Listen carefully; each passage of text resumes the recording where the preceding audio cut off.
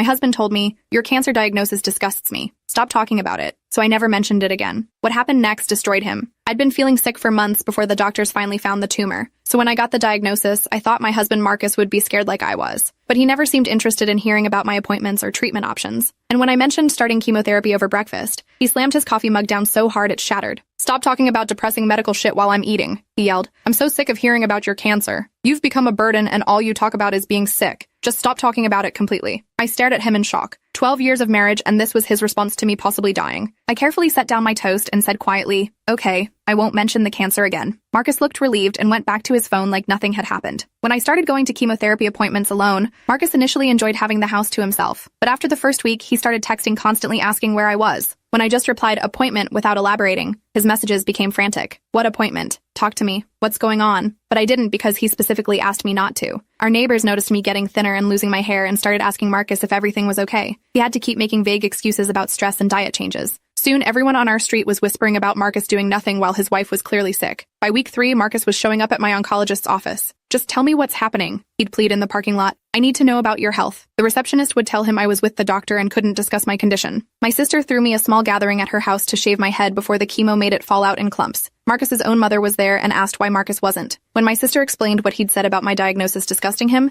his mother went pale and immediately left to confront her son. Marcus's boss's wife was at the gathering too since she'd gone through breast cancer the year before. She asked where Marcus was, and when she heard the story, she told her husband that same night. Marcus's boss called him into the office the next day, asking what kind of man abandons his wife during cancer treatment. Marcus had to sit through a meeting about the company's values while everyone stared at him. The gathering gifts included a care package from Marcus's own mother, who'd found out about the event from my sister instead of her son. Marcus had been calling me daily by then, leaving desperate voicemails. "Please just give me updates about treatment. I'm sorry, okay? I didn't mean it like that. Tell me about the appointments, the prognosis, anything." His mother confronted Marcus at Sunday dinner, crying about how she'd raised him better than this. His siblings told him they were ashamed to call him their brother. His father actually removed him as executor of his will that same day. When I collapsed during my 3rd chemo session and was hospitalized for severe dehydration, the hospital called Marcus as my emergency contact. He burst into my room shaking and pale. "Why didn't you tell me it was this serious? You could have died." I simply looked at him and said nothing about my condition. He grabbed my hand with tears in his eyes. "Please, I'm begging you. Talk to me about what's happening." I turned away without responding. The nurses had heard what he said and were glaring at him from the doorway. HR at his company called him in, asking if he needed time off for his wife's medical crisis that apparently everyone except him knew about. The hospitalization meant I needed help at home, which Marcus discovered when he came back to find a home health aide in our bedroom. He stood frozen in the doorway staring at the IV pole and medical equipment. "What is all this? How bad is it? Is the cancer spreading?" When I just nodded toward the aide to explain, he punched the wall and screamed, "Tell me about the cancer." I take it back, okay? The home health aide reported the wall punch to her supervisor. The delivery company that brought the hospital bed told all our